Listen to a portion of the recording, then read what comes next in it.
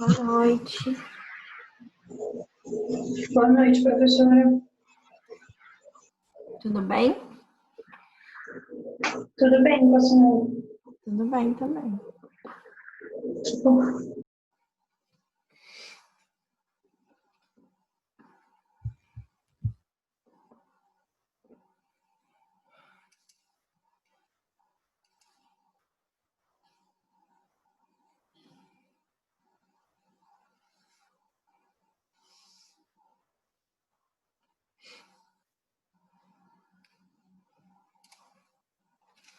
Esperar uns 2 minutinhos para ver se aparece mais alguém.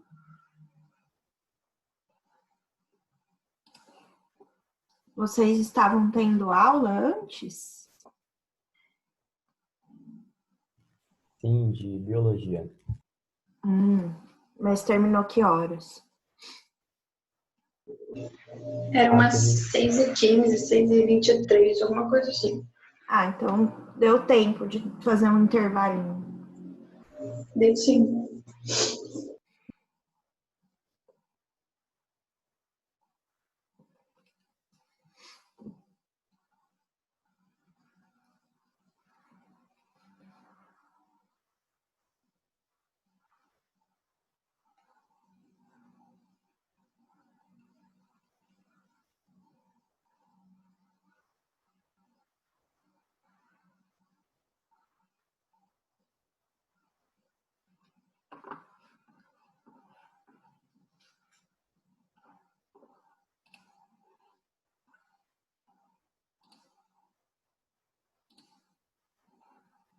Hoje é aula 13, né? Isso, aula 13. Prismas e cilindros.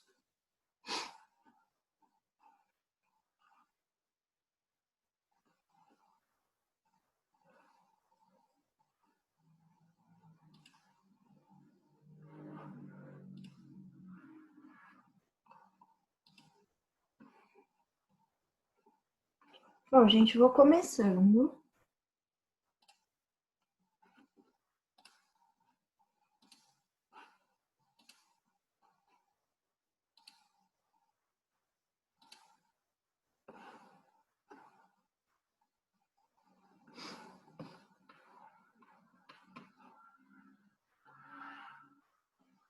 Estão vendo o slide, né? Sim. Sim, piririm. Ok. Vamos lá, então. Vamos falar hoje sobre prismas e cilindros. A aula da semana retrasada era sobre área de figuras planas, que foi a aula 12, né? Então, agora a gente vai sair de área para volume. Então, o que é um prisma? Aqui tem alguns exemplos de prismas. O prisma, a definição, é um sólido geométrico. Então, ele tem 3 dimensões, cuja face superior é paralela e congruente à inferior, que a gente chama de base. Essas faces, a face superior e a face inferior, que são S essa, S essa, S essa e S essa, elas são paralelas e congruentes, ou seja, elas têm o mesmo tamanho, tá? Então, aqui, essas duas partes do prisma a gente chama de bases. As laterais dos prismas, elas são formadas por quadriláteros. Então, a gente vê aqui é uma das faces desse prisma pentagonal. Cada uma das faces dele laterais vai ser um quadrilátero. Nesse caso, o quadrilátero é um retângulo, né? Aqui também é um retângulo, aqui também. E aqui, se a gente pega todas as faces, a gente forma a lateral do prisma. Então, o prisma é formado por duas bases, mais as faces laterais que formam a lateral. A nomenclatura do prisma é de acordo com a base dele. Então, o primeiro prisma aqui a gente chamou de prisma triangular. Por quê? Porque a base é um triângulo. O prisma quadrangular, a base é um quadrado, um quadrilátero, né? Um prisma pentagonal, a base é um pentágono. Um prisma hexagonal, a base é um hexágono. E os prismas podem ser retos, que é quando as arestas laterais são perpendiculares à base. Então, as arestas dos lados do prisma, que são essas aqui, elas são perpendiculares à base do prisma, as duas bases, tá vendo? Formam ângulo de 90 graus. E existem os prismas oblíquos, que são aqueles cujas arestas laterais não são perpendiculares às bases. Então, aqui a aresta lateral ela tem uma inclinação em relação à base, então ela não vai ser igual à altura. Então, aqui nesse primeiro prisma reto, a aresta lateral ela tem a mesma medida da altura. Quando o prisma é oblíquo, a aresta lateral ela é diferente da altura do prisma. Tudo bem? Só definições por enquanto. Deu para entender? Agora, um tipo especial de prisma, que é o prisma regular. O prisma regular é aquele cujas bases são polígonos regulares. Então, um prisma triangular regular seria um prisma cujas bases são triângulos equiláteros. Um prisma quadrangular regular seria um prisma cujas bases são quadrados. Um prisma pentagonal regular seria um prisma cujas bases sejam pentágonos com os 5 lados iguais, tá? O hexagonal é a mesma coisa. Então, se a base é um polígono regular, eu digo que o prisma é regular. E ele tem que ser reto para ser um prisma regular. Agora, vamos ver algumas propriedades desses prismas. A área da base vai ser o quê? A área do polígono que forma a base. A gente sabe calcular. Se for um triângulo, a gente sabe calcular a área do triângulo. Se for um quadrado também, um pentágono, a gente usa triângulos, o hexágono também. Então, a área da base vai ser sempre a área do polígono que forma a base. A área da face é a área da face. A gente viu que as faces são sempre quadriláteros, né?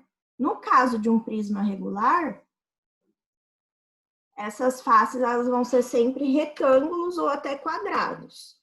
Então, essa medida aqui da face é o lado do polígono regular que forma a base. E essa medida aqui da face é a altura do prisma regular. Então, para eu calcular a área de cada face, eu multiplico A vezes H.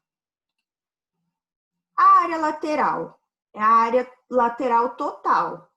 Nesse caso, por exemplo, que o prisma é pentagonal, ele vai ter quantas faces laterais? 5. Então, a área lateral vai ser 5 vezes a área da face. Então, esse N aqui é o número de lados do polígono regular que está formando o prisma. Se for um triângulo, o N é 3. Tá? E a área total do prisma? Vai ser a área lateral mais a área da base de cima mais a área da base de baixo. Então, é 2 vezes a área da base mais a área lateral. Tudo bem, gente? Deu para entender? Professora, Oi. tá meio lento aqui, eu não sei se você tá me ouvindo agora. Agora eu Deu uma tô. bugada, tá? Ah, então tá. Tô tentando ligar o microfone faz tempo. Você tem alguma dúvida? É sobre a área da face. Deu uma bugada, eu me perdi a partir daí. Tá. A área da face. A face é cada uma dessas partes aqui, né? Então, eu coloquei em destaque essa aqui do prisma pentagonal. Se ele é um prisma regular, então aqui embaixo é um pentágono regular, ou seja, todos os lados do pentágono têm a mesma medida A. Então, essa medida aqui é A. E a altura desse retângulo aqui é a altura do prisma. Para calcular essa área, eu multiplico A por H, que é base vezes altura, a área desse retângulo. Então, a área da face é A vezes H. Se eu quiser saber a área total lateral do prisma, se é um pentágono aqui embaixo, eu tenho 5 faces, né? Então, eu tenho que multiplicar a área de uma face por 5, eu vou ter a área lateral total. Então, a área lateral é N vezes a área da face, sendo N o número de lados do polígono regular que está formando a base desse prisma. E a área total do prisma, o que seria a área total? Se a gente pegasse um pedaço de papelão, recortasse e dobrasse para formar o prisma, qual seria a área desse papelão? Vai ser 2 vezes a área da base, porque eu tenho 2 bases, mais a área total lateral, né? Mais a área L, AL. Tudo bem? Deu para entender agora?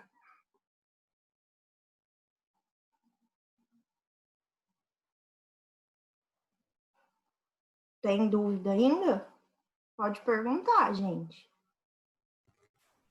Sim, deu para entender.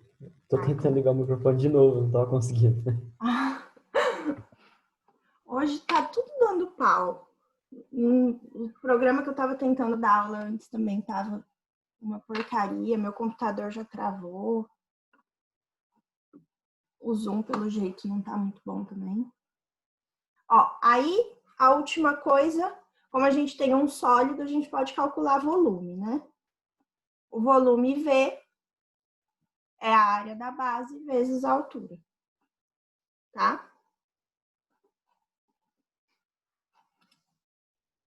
Agora vamos ver um prisma regular muito especial, que é o cubo. Então, o cubo, as 2 faces paralelas são 2 quadrados. As faces laterais também são quadrados. E todos os quadrados têm a mesma medida de lado, que é A. Então, todas as arestas do cubo medem A. Aí, aqui estão traçadas 2 diagonais nesse cubo. Aqui tem essa face de baixo, que é a base, está traçada a diagonal dessa base. Vocês lembram como calcula a diagonal de um quadrado? Que a base do cubo é um quadrado, né? Diagonal do quadrado, quanto dá? Vocês lembram? Dá para achar por Pitágoras, né? Dá o lado vezes raiz de 2.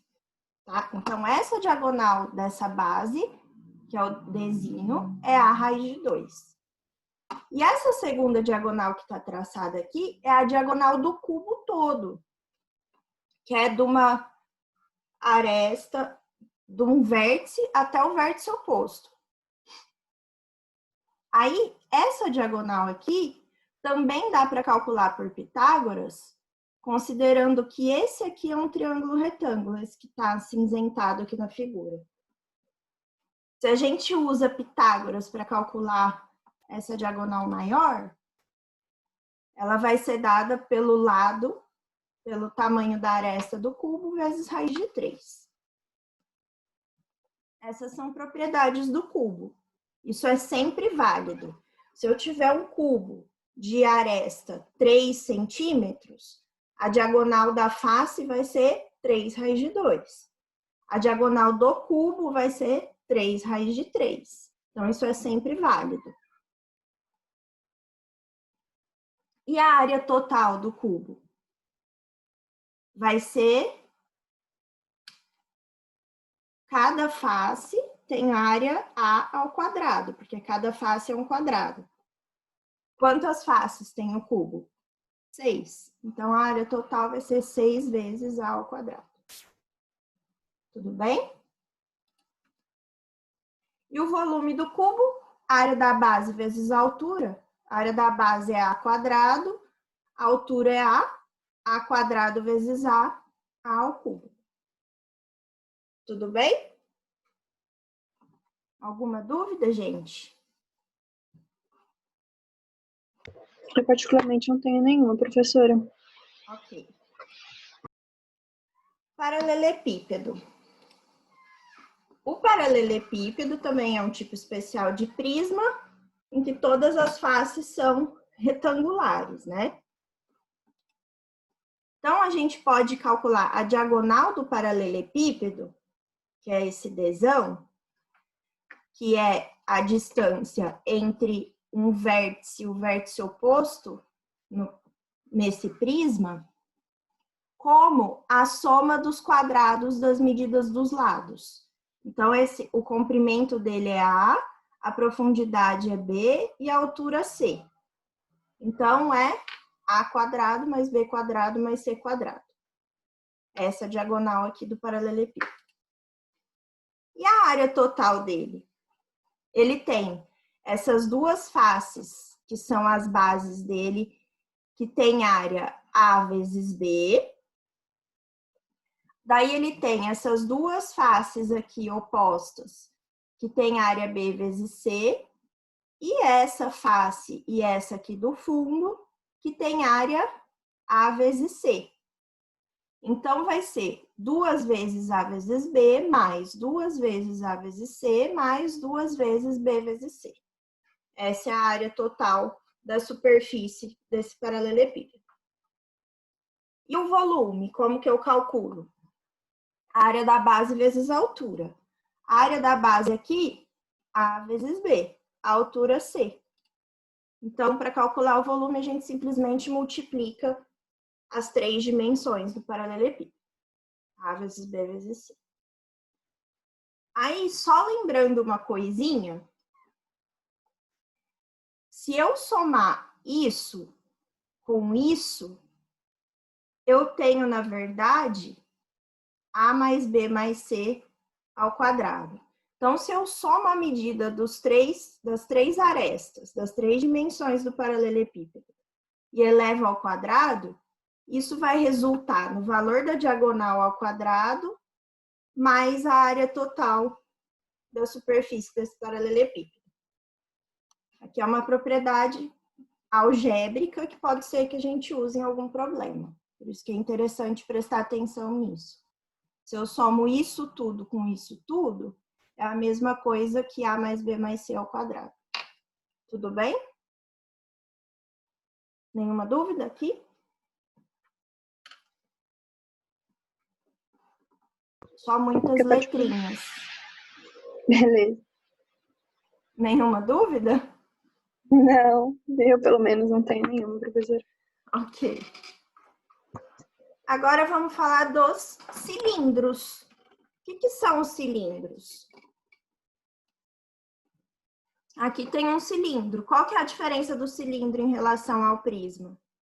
Que as bases são circulares, né? São 2 círculos as bases. Então, aqui tem a base tem raio R e o cilindro tem uma altura H. Aí vamos imaginar que a gente abre esse cilindro, como se ele fosse uma lata, assim, e a gente abre ela. O que vai acontecer? Eu separo a tampa e a base, que vão ser 2 círculos de raio R. E essa parte lateral que sobrou, se eu esticar ela, ela vai ter uma altura H. E qual vai ser a medida aqui do comprimento? Vai ser justamente o comprimento da circunferência que forma as bases do cilindro. Como que eu meço o comprimento da circunferência? 2π vezes o raio, tá? A resolução aqui tá ruim, mas dá para enxergar? Daí, se eu quiser... Dá para enxergar? Dá sim, professora. Então, se eu quiser calcular a área total do cilindro, o que eu preciso fazer? Calcular essa área mais essa, mais essa. Essa área e essa são áreas dos círculos. A área do círculo é π vezes r ao quadrado. Então, é a área de uma base πr quadrado, a área da outra base πr quadrado. E essa área lateral, aqui eu formei um retângulo de base 2πr e altura h. Então, a área lateral vai ser 2π vezes R vezes H. A área total, assim como para o prisma, a gente multiplica a área da base por 2 e soma com a área lateral. E o volume, assim como para o prisma, a gente calcula a área da base e multiplica pela altura. E só definindo, existe um tipo especial de cilindro que a gente chama de cilindro equilátero, que é quando o diâmetro do cilindro, diâmetro é o dobro do raio, né? Então, essa medida aqui é igual à altura dele. Tudo bem, gente? Aí, isso aqui é o que tá lá na teoria do caderninho, que eu não sei se vocês estão com o caderninho ou não. Aí eu coloquei um slide a mais, que eu achei importante, que é sobre unidade de medida de volume. Que eu, como dou aula de física, eu sei que é uma dificuldade que normalmente os alunos têm. Vocês sabem me falar o que é 1 litro? 1000 ml ou 1000 mililitros, um negocinho, não é? Isso. 1 litro equivale a 1000 mililitros. E por definição, aqui eu coloquei um cubo que tem arestas de 1 metro. O que significa isso? Que o volume ocupado por esse cubo de arestas 1 metro vai ser 1 metro cúbico. Porque para eu calcular o volume, o que eu faço? Multiplico a aresta, como é um cubo, né? Eu elevo a aresta ao cubo. Então, eu vou colocar 1 metro elevado ao cubo, que dá 1 metro cúbico. E aqui, esse cubo de 1 metro cúbico, ele é formado por cubinhos. Cada um desses quadradinhos que está dividido aqui são cubinhos de lado de aresta 10 centímetros. Então, qual que é o volume de cada cubinho desse? 10 centímetros cúbicos. Isso equivale a 1 litro. Então, imaginem aí, se tiver uma régua, olhem na régua quanto seria quanto seriam 10 centímetros. Imaginem um cubo com arestas de 10 centímetros. Esse cubo ocupa um volume de 1 litro, tá? 10 centímetros é 1 decímetro.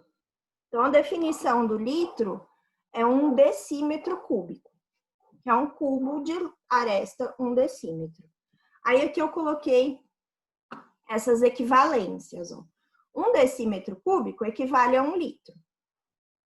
1 centímetro cúbico equivale a 1 ml. E 1 metro cúbico são 1000 litros, tá? Por isso que normalmente uma piscina, por exemplo, o volume de água de uma piscina é da ordem de milhares de litros, né?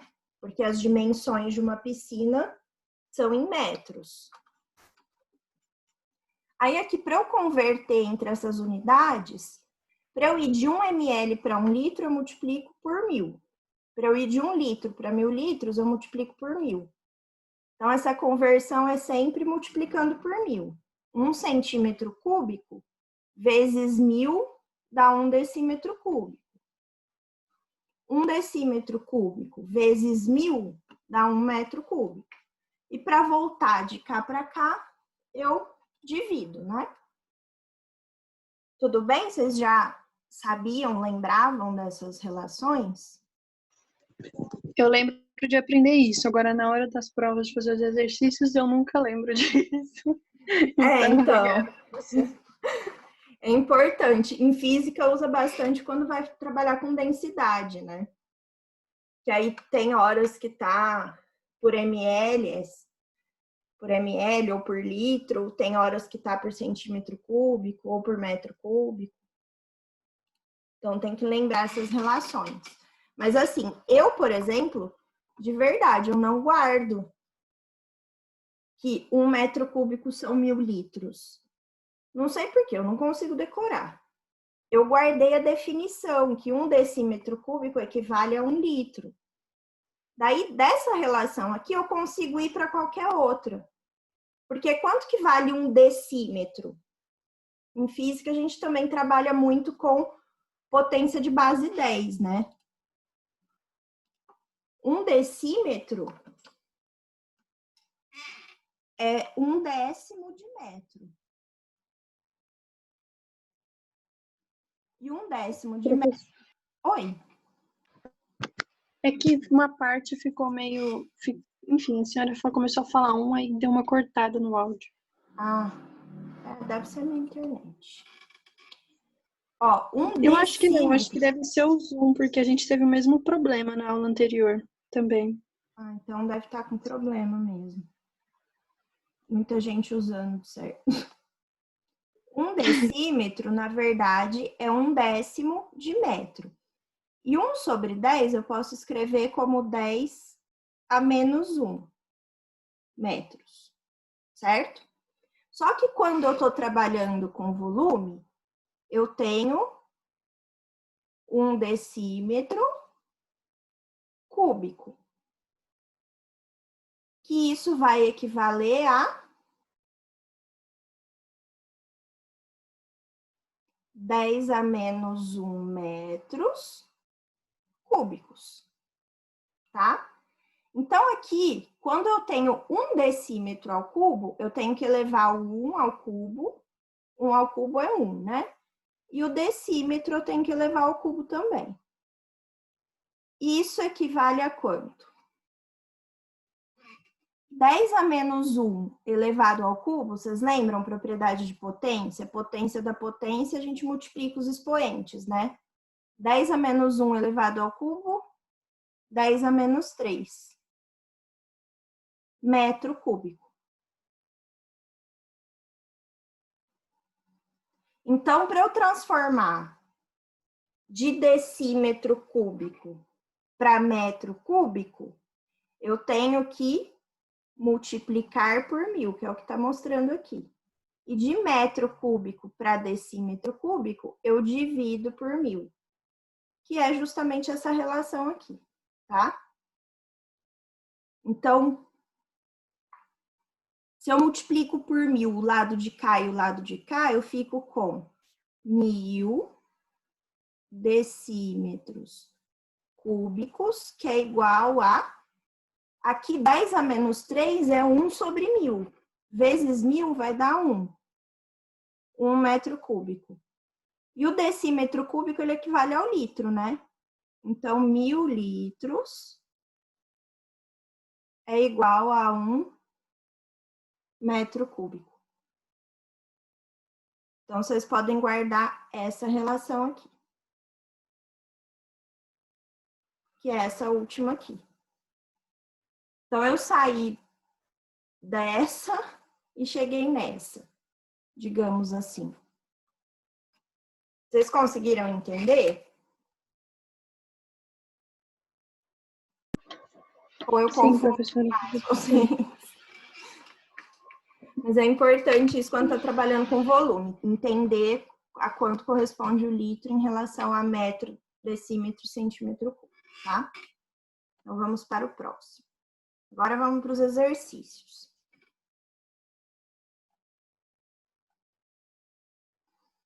Vamos lá, primeiro. Uma empresa farmacêutica comercializa sua nova linha para tratamento capilar em frascos cilíndricos retos de 3 centímetros de raio. Então, são frascos cilíndricos retos de raio 3 centímetros. E 8 centímetros de altura externa. Então, a altura aqui externa tem 8 centímetros. Incluindo a tampa. Então, é o frasco todo que tem essa medida. Esses frascos são transportados em caixas fechadas na forma de paralelepípedo retângulo. Então, a caixa é um paralelepípedo retângulo, que seria algo desse tipo.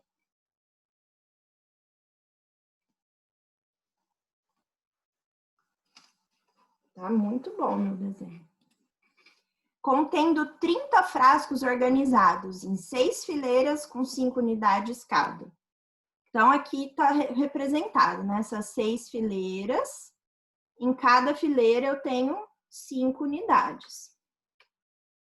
De modo que a vista superior da disposição dos frascos no interior da caixa está ilustrada a seguir. Então, aqui a gente está olhando os frascos nessa caixinha aqui, só que a gente está olhando de cima.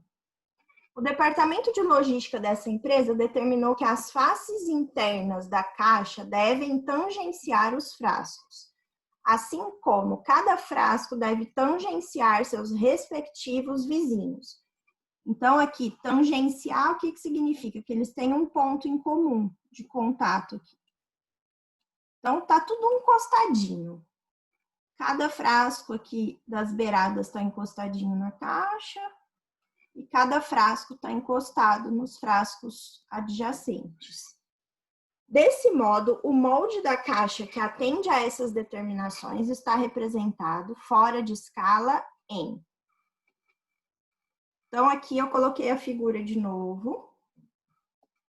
E aqui tem os possíveis moldes das caixas.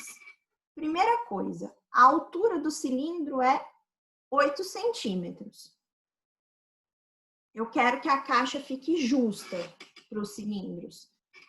Então, a altura é essa medida aqui dessas abas que vão dobrar para o lado, né? Aqui tá, a altura da caixa seria 16. Aqui também. Então, essas duas eu já sei que não são. Essas outras 3, a altura é 8, tá certo. Tá de acordo com a altura do cilindro.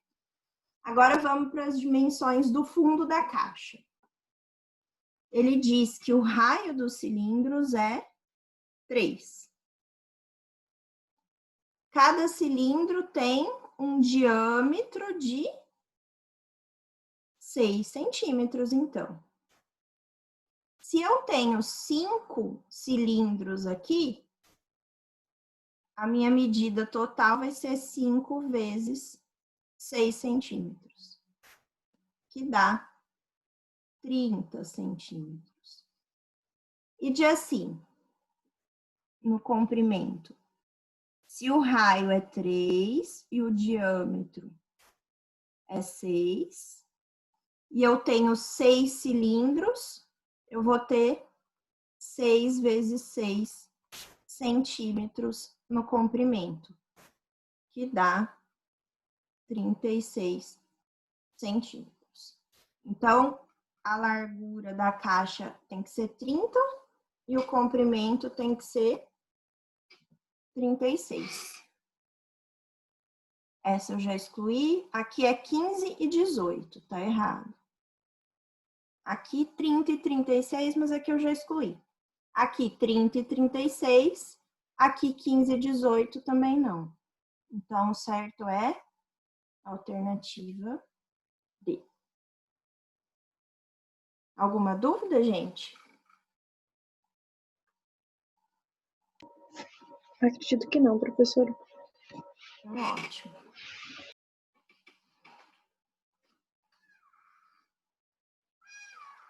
Aí vamos para o segundo exercício. Sobre a face quadrada BCHG do paralelepípedo reto retângulo. Então, ele é reto, quer dizer que não tem inclinação aqui. E retângulo, porque as bases são retangulares. Aí tem aqui os vértices do paralelepípedo, né? Então, é esse maior. Foram traçados G, Q e HP, intersectando-se em J. Então, os dois se cruzam aqui no J. Com P e Q dividindo o lado BC em 3 segmentos congruentes, tais que BP igual a PQ igual a QC. Sabe-se ainda que HE é 8 centímetros e que GJHEFI,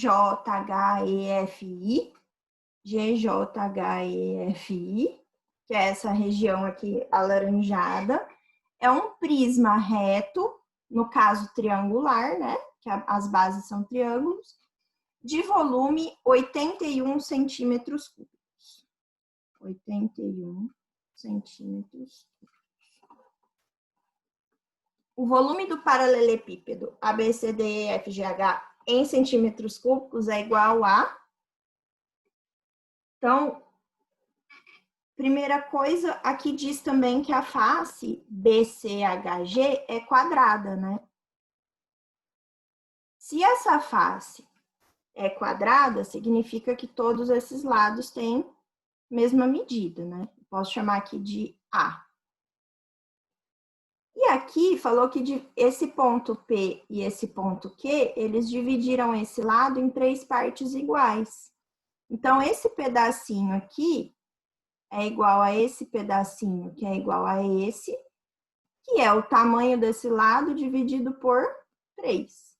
Então, A sobre 3, A sobre 3, A sobre 3. Então, vou para o próximo slide, que eu tenho a figura de ladinho mais fácil de enxergar. Então, aqui é essa face aqui, do paralelepípedo. Então, a cada pedacinho desse aqui mede A sobre 3, os lados medem A, e aqui, até o ponto J, eu vou precisar conhecer a altura aqui desse triângulo, porque eu sei o volume para eu poder calcular o valor do A aqui, porque eu quero calcular depois o volume do paralelepípedo, então eu preciso conhecer o valor do A. Então, o que foi feito aqui? Traçou uma reta paralela a esse lado, aqui a partir do ponto J. Então, a gente forma aqui um triângulo que é semelhante a esse outro triângulo maior aqui. Então, a gente consegue, por semelhança de triângulos, montar uma relação entre A e X. Então, aqui, a altura desse triângulo é A. A altura do triângulo maior... Não, desculpa. A altura do triângulo maior é A. E a altura desse triângulo menor é essa aqui, que é X, né? Daí, a base desse triângulo aqui, do maior é quanto?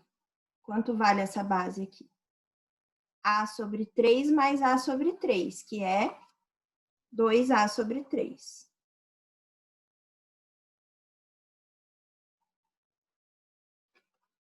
E a base desse triângulo aqui, do menor? Aqui, a gente divide esse lado no meio. Então, a medida daqui até aqui é A sobre 2. Enxergaram, gente?